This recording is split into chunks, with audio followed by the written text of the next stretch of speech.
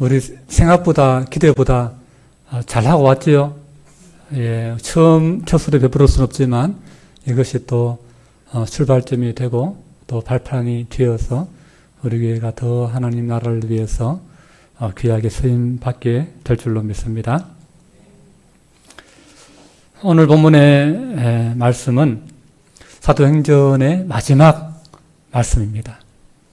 사도행전 1장에서 시작해서 28장 마지막 끝나는 본문의 말씀인데, 이 말씀을 볼 때에 사도행전이 어떻게 마무리되는가, 예루살렘에서 시작된 그 복음이 온 유대에 퍼져나가고 사마리아에 퍼져나가고 그리고 아시아로 퍼져나가고, 그리고 그 복음이 아시아를 넘어서서 대륙을 넘어서서 유럽으로 사도 바울을 통해서 전파가 되어지고, 그리고 그 복음이 유럽의 핵심이라고 할 수 있는 로마까지, 그 당시에 전 세계를 패권을 장악하고 있었던 로마의 그 가장 중심, 로마 제국의 중심인 로마라는 도시까지 이 복음이 들어가게 됩니다.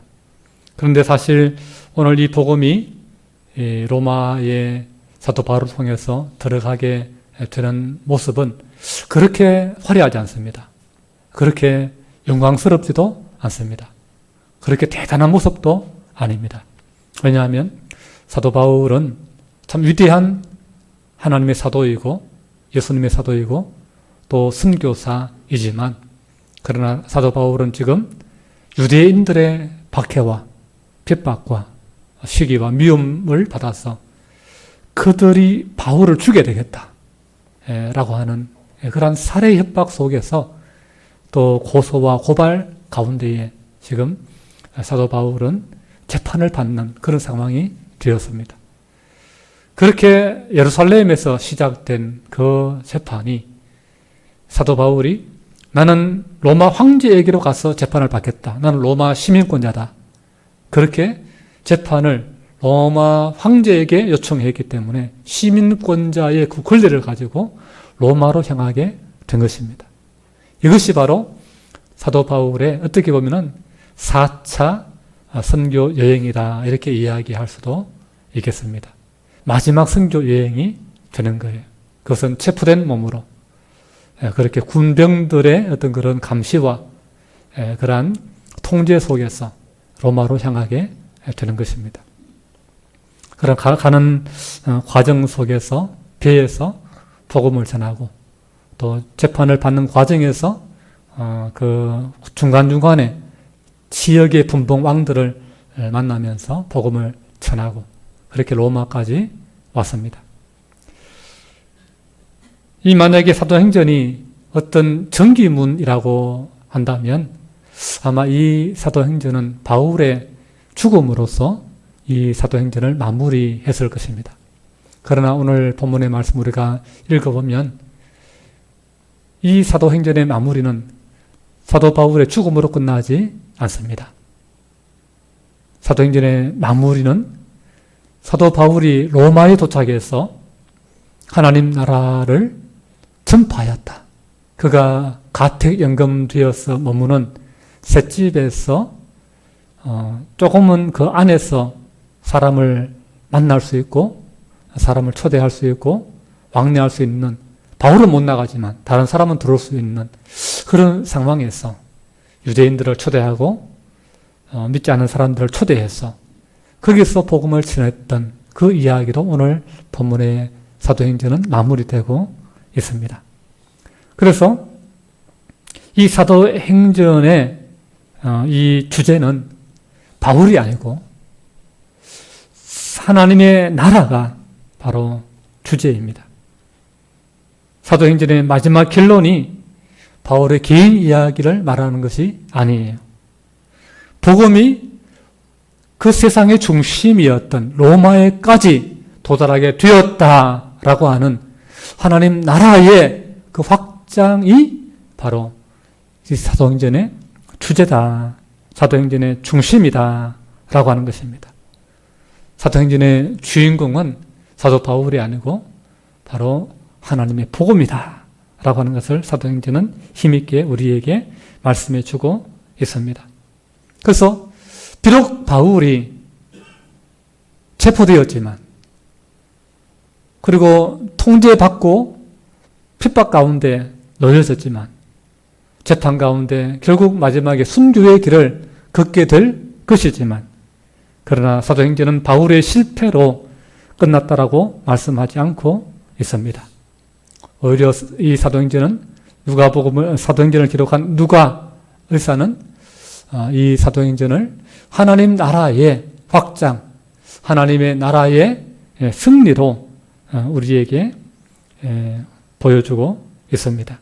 오늘 우리는 여기서 하나님 나라를 전하는 성도의 사명에 대해서 다시 한번 생각하게 됩니다. 먼저 오늘 본문 23절 말씀을 보면 이 하나님의 나라가 어떻게 전파되고 확장되는가라고 하는 것을 우리가 생각할 수 있게 되는데, 우리 23절 말씀 같이 읽습니다. 시작. 그들이 날짜를 정하고 그가 유숙하는 집에 많이 오니 바울이 아침부터 저녁까지 강론하여 하나님의 나라를 정언하고 모세의 율법과 선지자의 말을 가지고 예수에 대하여 구원하더라. 아멘. 바울은 비록 체포된 몸이지만 그가 가택 연금된 그 셋집에 사람들을 초대했습니다. 사람들을 불렀습니다. 바울이 그들을 부른 이유는 자신이 어떤 사람인지 자기를 소개하기 위해서가 아니에요. 또 자기가 받는 재판, 지금 이렇게 가택 연금되어 있는 이 상황에 대해서 설명하기 위한 것이 아닙니다. 자기의 무죄를 주장하기 위해서, 혹은 자신의 어떤 그런 변호를 위해서, 나의 재판을 도와달라고 도움받기 위해서 그렇게 사람들을 만나거나 부른 것이 아니에요. 바울이 사람들을 자기 집으로 초대하고 부른 유일한 이유는 한 가지입니다. 그것은 바로 하나님의 나라의 복음, 예수 그리스도의 십자가의 구속의 복음을 그들에게도 전하기 위해서 그들을 불렀다라고 하는 것입니다. 장차 이루어질, 지금 또 이루어지고 있는 그 하나님의 나라 복음, 하나님의 나라 운동, 그 일을 하나님이 진행해 나가고 계신데, 성령님을 통해서 이루어가고 펼쳐나가고 계시는데, 그 일들을 당신들도 알아야 된다. 당신들도 동참해야 된다.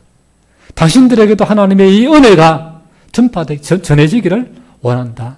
라고 하는 것이 바울의 그 마음이었습니다. 그래서 그들을 불러서 하나님의 말씀을 가지고, 성경을 가지고, 모세와 선지자들이 기록된 그 말씀을 가지고 하나님께서 약속하신, 하나님께서 이 땅에 실제적으로 인간의 몸을 입혀서 보내신 그 예수 그리스도, 우리 모든 사람의 죄를 십자가에 짊어지시고 대신 피 흘리시고 죽으시고, 그리고 다시 3일 만에 부활하셔서 부활의 첫 열매가 되시고, 그리고 우리 모든 죄로 말미암아 죽을 수밖에 없는 사람들에게 부활의 소망을 주시고, 그리고 그가 오셨던 하나님의 나라로, 저 천국으로 다시 성천하신 그 승리의 이야기, 우리의 삶이 이 땅에서 전부가 아니라 이 땅 이후에, 이 땅 너머에 하나님 나라의 영원한 삶이 있다라고 하는 하나님 나라의 복음을 사도 바울이 전했던 것입니다. 사람들은 교회에 와서 화려한 어떤 프로그램을 찾으면서 만족을 구할 때가 있습니다. 사람의 위로를 받기를 원해서, 그래서 교회에 가면은 좀 뭔가 좀 푸근하고 좋은 사람들 만나니까, 친구들 만나니까 그런 걸 바라고, 혹은 뭐 좋은 어떤 좀 덕이 되는 정보, 좀 유익이 되는 그런 어떤 여러 가지 정보를 얻기 위해서 교회를 오기도 합니다. 그러나 여러분, 사람의 영혼을 진정으로 변화시키는 것은 그런 세상적인 위로가 아니에요. 그런 세상적인 정도가 아니에요. 정말 우리의 영혼을 살게 하고 정말 우리의 영혼의 배터리에 충전을 해줄 수 있는 것은 하나님의 말씀밖에 없습니다. 하나님의 말씀만이 우리의 영혼을 살립니다. 히브리서 4장 12절에 이렇게 말씀하죠. 하나님의 말씀은 살아있고 활력이 있어. 그렇게 말씀하는 거예요. 하나님의 말씀은 살아있는 말씀이고 활력 있는 말씀이고 에너지가 넘치는 말씀이고 능력 있는 말씀이고 소망의 말씀이고 약속 있는 말씀이었어. 우리는 그 말씀을 들어야만 우리의 영혼이 회복이 되는 줄 믿습니다. 우리의 영혼이 오늘을 말씀을 통해서 양식을 먹는 거예요. 우리의 영혼은 하나님의 말씀이 들어올 때에 진정으로 충만하게 되는 줄로 믿습니다. 초대교회는 말씀으로 세상을 변화시켰습니다. 오늘날 교회도 말씀으로 다시 살아나는 길 외에는 다시 회복될 길은 없는 것입니다. 교회의 가장 중요한 사명은 하나님의 말씀을 전하는 것입니다. 세상은 재미있는 이야기와 인간적인 위로를 원할지 모르지만 사람의 영혼을 살리는 것은 하나님의 말씀밖에 없습니다. 로마서 10장 17절은 말씀합니다. 믿음은 들음에서 나며 들음은 그리스도의 말씀으로 말미암느니라 그랬습니다.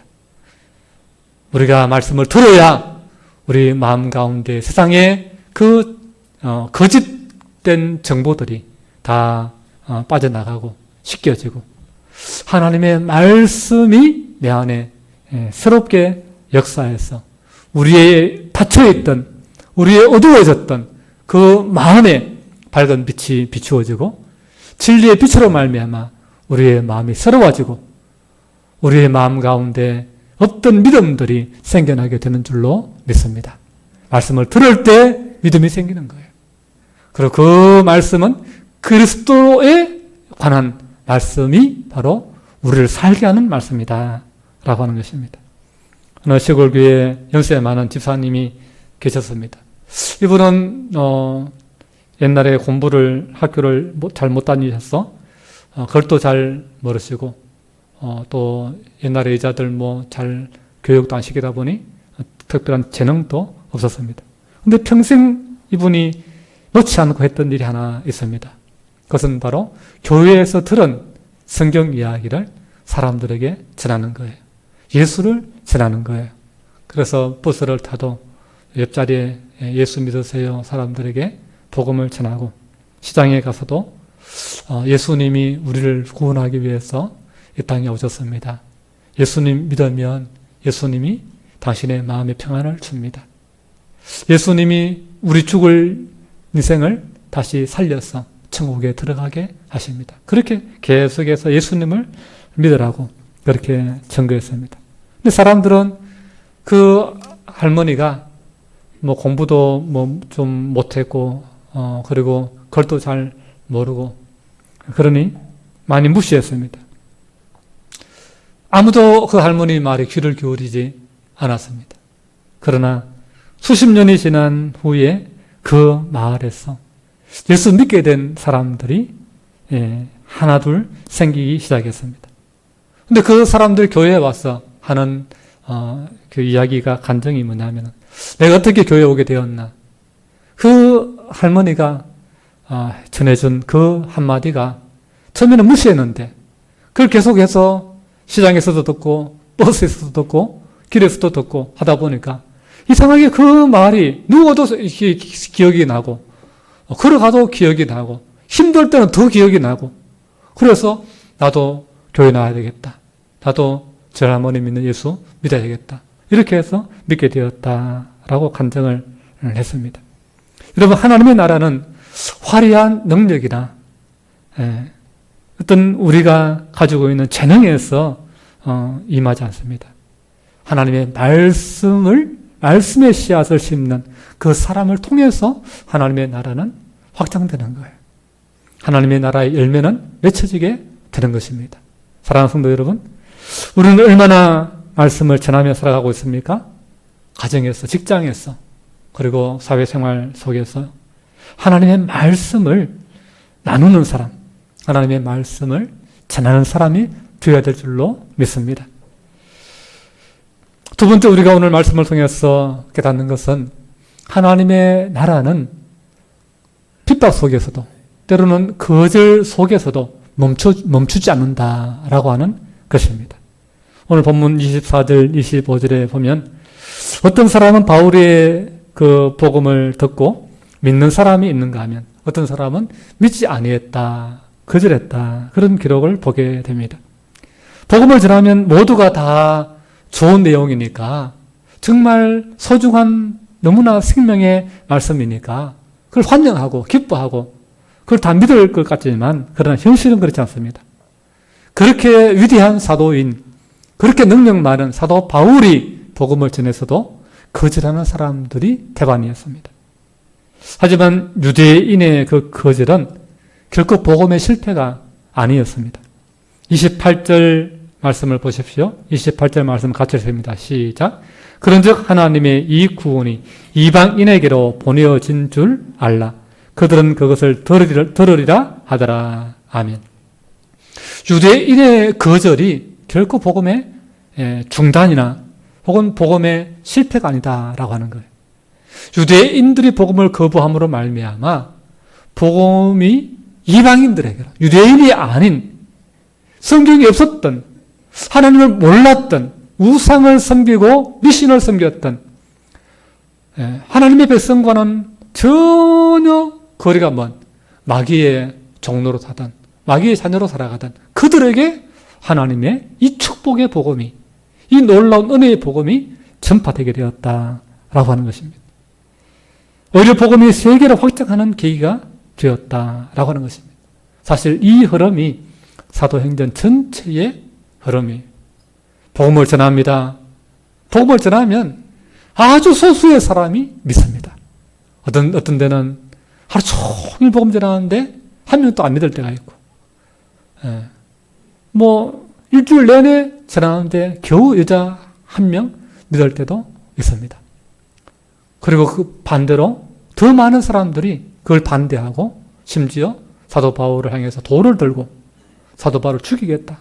그렇게 몰아내고 쫓아내고 그런 일들이 비일비재했습니다. 복음을 받아들이는 사람과 복음을 핍박하고 복음을 거부하는 사람 이 두 부류로 항상 나누어졌습니다.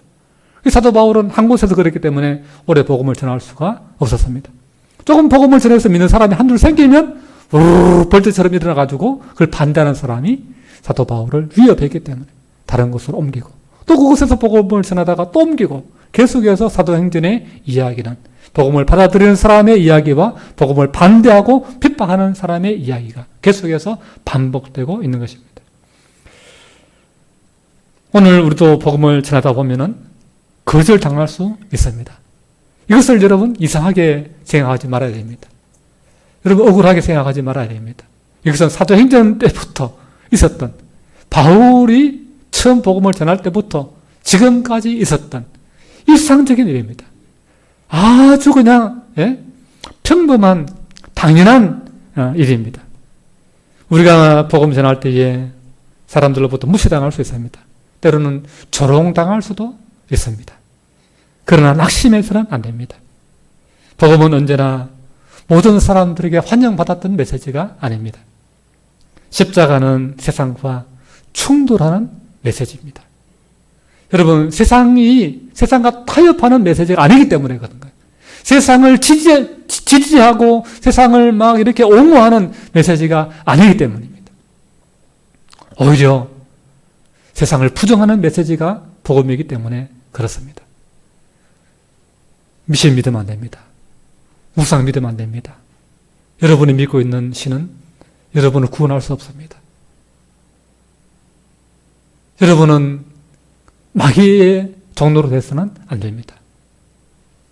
이 복음은 그들의 삶과 그들의 믿음과 그들의 생각과 사고와 충돌을 일으키는 거예요. 그들의 삶을 때로는 부정해야 되는 거예요. 거기에 머무면 안 됩니다. 그걸 버려야 됩니다. 이걸 믿어야 됩니다. 진짜는 이겁니다. 하나님은 유일하신 하나님은 한 분밖에 없습니다. 진짜 세상을 만드신 분은 이 사람, 이 신 저신 수많은 신이 아니라 천지 만물을 지으신 분은 만군의 여호와 하나님 한 분이십니다. 그리고 세상을 구원할 분은 그분의 아들 예수 그리스도 한 분입니다. 이런 것들이 충돌이 일어나는 것입니다. 그렇기 때문에 복음은 여러분 모두가 다 환영하는 것이 아닌 것입니다. 그러나 반대한다고 해서, 핍박한다고 해서, 조롱한다고 해서, 거절한다고 해서 우리는 그것에 낙심하지 말아야 됩니다. 중요한 것은 결과가 아니라 내가 받은 이 복음에 내가 어떻게 헌신하는가. 하나님이 내게 주신 이 복음의 은혜를 내가 어떻게 충성하는가. 중요한 것은 그거예요. 교회는 세상의 반응에 따라서 존재하는 공동체가 아닙니다. 하나님의 말씀을 맡은 공동체이고 맡은 자에게 구할 것은 오직 충성밖에 없는 것입니다. 교회는 해야 될 일은 주님의 명령을 따르는 것밖에 없습니다. 세상이 반대하든 거절하든 미워하든 박해하든 관계없이 우리가 해야 될 일은 그저 예수께 받은 사명, 복음을 전하는 것, 그것만 우리가 지속할 뿐입니다. 오늘 말씀에서 가장 중요한 것이 뭐예요? 바울이 이 거절 때문에 복음을 포기했다. 나는 이제 기분 나빠서 복음 안 전해. 자존심 상해서 내가 그래도 얼마나 많은 것을 내가 배웠고 얼마나 사회적으로 내가 참 바리새인 중에 바리새인이고 내가 참 한때 잘 나가던 사람인데 내가 이런 수모를 겪나 이런 무시를 당하나 안 해. 그렇게 하지 않았습니다. 바울은 거절 때문에 멈추지 않았습니다. 사람들 듣지 않는다고 복음을 포기했다면 사도행전은 아마 5장에서 끝났을 거예요. 사울은 복음을 반대하고 복음을 거절하고 많은 핍박과 비난과 살해의 위협이 있었지만 그의 몸을 묶어서 재판장으로 그를 끌고 갔지만 그러나 사도 바울은 복음을 포기하지 않았습니다. 그렇기 때문에 사도행전은 28장까지 오게 되었고 사도행전 28장은 바울의 죽음의 이야기로 끝내지 않고 하나님의 나라의 복음을 전파한 이야기로 끝내고 있다라고 하는 것입니다. 오늘 이 복음이 어떤 어려움 속에서도 어떤 박해 속에서도 중단되지 않았기 때문에 교회는 이 사명에 충성했기 때문에 이 복음이 땅 끝까지 갈 수 있었다라고 하는 것입니다. 유대를 넘어서 사마리아로, 사마리아를 넘어서 아시아로, 아시아를 넘어서 유럽으로, 유럽을 넘어서 남미와 아메리카로. 다시 그 복음이 아메리카와 유럽에서 이 아시아, 극동아시아, 중국과 이 동남아, 대한민국과 일본으로 복음이 들어오게 된 것입니다. 포기하지 않는 믿음의 사람들이 있었기 때문에 이 복음이 오늘 우리에게 전파되어서 오늘 이곳에 교회가 세워지고 치앙마이 그 산골에도 교회가 세워졌어. 하나님을 예배하는 그러한 하나님의 나라가 그곳에 임하게 된 줄로 믿습니다. 하나님의 나라의 역사는 언제나 반대와 거절 속에서도 멈추지 않고 계속해서 전진해 왔습니다. 여러분, 예수님도 거절당하셨습니다. 선지자들도 거절당했습니다. 초대교회 성도들도 박해를 받았습니다. 그러나 그럼에도 불구하고 하나님의 나라는 멈추지 않았습니다. 하나님의 나라는 계속해서 뻗어나갔고 계속해서 확장되었습니다. 오늘 우리도 마찬가지입니다. 전도하다 거절당할 수 있습니다. 믿음 때문에 오해받을 수 있습니다. 교회 다닌다고 조롱받을 수 있습니다. 그러나 여러분, 낙심해서는 안 됩니다. 복음은 원래 세상과 충돌하기 때문입니다. 한 선교사님이 아프리카 오지에서 오랫동안 복음을 전했지만 단 한 명도 회심자를 얻지 못했습니다. 너무 낙심이 되었습니다. 어느 날 하나님 앞에 이렇게 기도했습니다. 하나님, 저를 이곳에 잘못 보낸 것 같습니다. 하나님, 저는 선교사로서 실패한 선교사입니다. 그렇게 참 하나님 앞에 죄송한 마음, 그리고 실패감, 좌절감 이런 것들이 가득했습니다. 근데 몇 년 뒤에 놀라운 일이 일어났습니다. 어린 시절 그 선교사님에게 복음을 들었던 한 청년이 예수를 믿게 되었고 그 청년이 그 부족의 지도자가 되면서 그 부족 전체가 다 예수를 믿는 그런 놀라운 기적이 일어났기 때문입니다. 선교사는 자신이 실패했다고 생각했지만 하나님은 보이지 않는 곳에서 하나님의 나라를 확장시키고 계셨던 것입니다. 여러분 그렇습니다. 복음은, 선교는 우리가 책임지는 게 아니에요. 책임은 누가 지십니까? 하나님이 지시는 거예요. 선교는 우리가 하는 게 아니에요. 선교는 하나님이 하시는 거예요. 하나님이 하시는데 우리는 그것을 하나님이 우리를 사용할 수 있도록 우리를 내어드리는 것뿐이에요. 하나님은 우리를 사용하시는 거예요. 하나님이 누구를 불러서 너는 한국에 가라. 너는 미얀마에 가라. 너는 태국에 가라. 하나님이 불러서 하나님이 하나하나 모든 것들을 하시는 거예요. 우리는 하나님의 부름에 그냥 순종하는 것밖에 없는 것입니다. 그렇기 때문에 열매는 하나님이 맺는다는 사실을 우리가 기억하면서 우리는 낙심하지 말아야 됩니다. 갈라디아서 6장 9절은 말씀합니다. 우리가 선을 행하되 낙심하지 말지니 피곤하지 아니하면 때가 이르매 거두리라 말씀하십니다. 사랑하는 여러분, 거절당해도 복음을 멈추지 마십시오. 하나님의 나라는 오늘 또 계속해서 전파되어야 됩니다. 그리고 오늘 마지막으로 묵상할 말씀은 하나님의 나라는 어떤 환경에서도 막을 수 없다라고 하는 것입니다. 오늘 본문 마지막 30절, 31절 말씀은 사도행전의 결론입니다. 우리 함께 30절, 31절 말씀 같이 읽습니다. 시작. 바울이 온 이태를 자기 셋집에 머물면서 자기에게 오는 사람을 다 영접하고 하나님의 나라를 전파하며 주 예수 그리스도에 관한 모든 것을 담대하게 거침없이 가르치더라. 아멘. 여기서 우리의 시선을 주목하게 하는 단어가 하나 있습니다. 그것은 바로 거침없이라고 하는 단어입니다. 바울은 지금 죄수지 않습니까? 자유인이 아니에요. 감옥 같은 셋집에 갇혀 있습니다. 그런데도 하나님의 나라는 그곳에서도 멈추지 않고 있다. 거침없이 하나님의 나라가 전해지고 있다라고 하는 사실입니다. 사람은 바울의 몸을 묶을 수 있었지만 복음은 묶을 수 없었습니다. 사도행전은 매우 독특하게 끝이 나죠. 바울의 죽음의 이야기가 나오지 않습니다. 왜냐하면 사도행전은 아직 끝난 이야기가 아니기 때문입니다. 하나님의 나라의 이 복음의 역사는 사도행전에서 끝나는 것이 아니라 주님 다시 오실 때까지 이 사도행전의 이야기는 계속해서 이어져야 되기 때문에 그렇습니다. 비록 사도행전은 28장에서 끝난다 할지라도 이 하나님의 나라의 복음은 오늘 이 땅의 교회를 통해서 오늘 이 자리에 있는 저와 여러분을 통해서 새로운 29장 30장이 계속해서 서여지게 될 줄로 믿습니다. 지금까지 하나님의 나라의 복음은 그렇게 서여져 왔습니다. 선교사님, 태국의 임재근 선교사님과 만나서 같이 식사하고 또 이야기하면서 이런 이야기를 듣습니다. 이 선교사님은 원래 태국이 가고 싶은 선교지가 아니었어요. 이 선교사님의 그 꿈은 가장 많은 인구를 가진 중국에 가서 그 중국을 복음화시키는 그 일에 헌신하는 것이었습니다. 그래서 중국에서 10년 정도 선교사로 가서 사역을 했습니다. 그러나 중국의 공산당이 교회들이 늘어나는 것을 굉장히 우려하고 싫어하면서 핍박을 가하죠.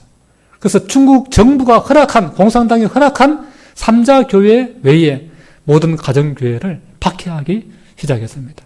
그러면서 막 포크레인을 가져와서 그 가정교회가 세운 수천 명, 수백 명이 모이는 그 교회를 밀어버려요. 완전히 하루아침에 밀어버려요. 그 교인들이 와서 그 앞에서 막 울고 불고 막 기도해도 발을 동동 굴러도 전혀 봐주지 않습니다. 그러고는 교회를 해산시켜버립니다. 그리고는 그 가정교회를 지도했던 선교사들을 추방시켜버립니다. 그 임재근 선교사도 어느 날 중국에 들어갔다가 공항에서 체포됩니다. 그리고는 아무것도 가지지 못하고 거기에 모든 삶의 기반들을 다 마련해 놓았는데, 성경책도 하나 제대로 못 챙겼어. 거기에 있는 제자들 한번 작별인사도 제대로 못하고 추방이 되었습니다. 임재근 선교대 중국의 입국 금지입니다. 예. 그렇게 해석한 곳이 바로 지금의 태국입니다. 치앙마이에서 사역하게 됩니다. 근데 더 놀라운 것은 뭐냐면, 그렇게 포크레인을 동원해서 하나님의 교회를 밀어버리고 교회를 해산시켜버렸는데, 수천 명이 모이든 수백 명이 모이든 그 교회가 30명, 50명, 100명 이런 식으로 쪼개지는 거예요. 흩어지는 거예요. 해산시켜버리니까. 근데 더 놀라운 것은 뭐냐면, 그 50명, 100명 쪼개진 교회가 다시 또 이렇게 불이 붙어가지고 전도가 돼가지고 500명, 1000명으로 다시 10개의 그런 500명, 1000명 이런 교회들로 10개의 교회로 이렇게 다시 세워지고 있다라고 하는 것입니다.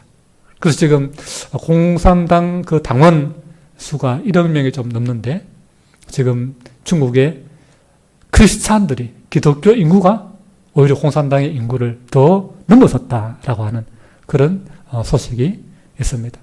여러분, 하나님의 나라는 비록 사람은 핍박할 수 있지만, 선교사는 추방할 수 있지만, 그러나 하나님의 나라는 막을 수 없다라고 하는 사실을 우리가 기억할 수 있으면 좋겠습니다.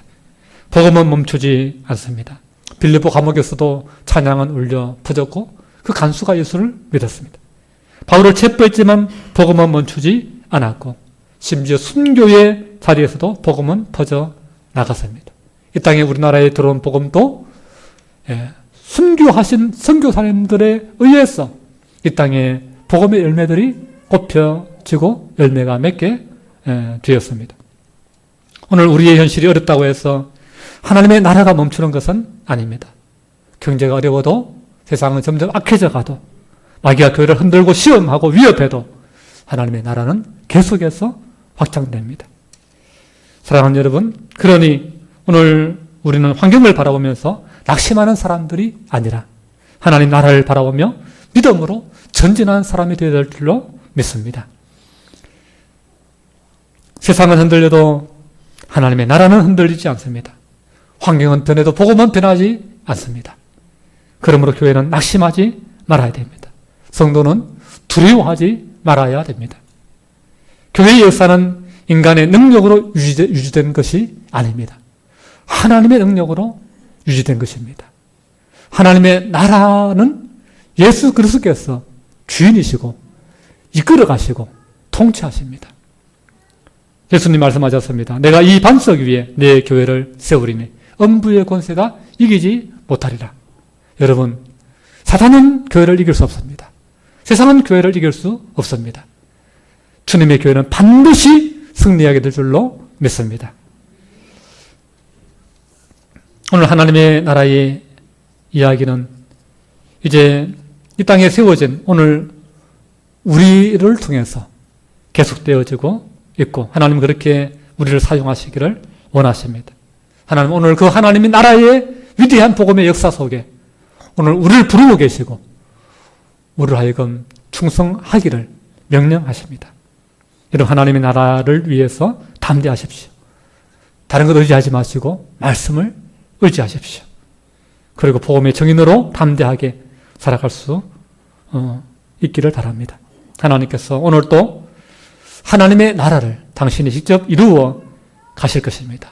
그 일에 우리가 함께 헌신하고 또 충성됨으로 우리가 부르심에 응답하는 오늘 저와 여러분들 수 있기를 주님의 이름으로 축복합니다.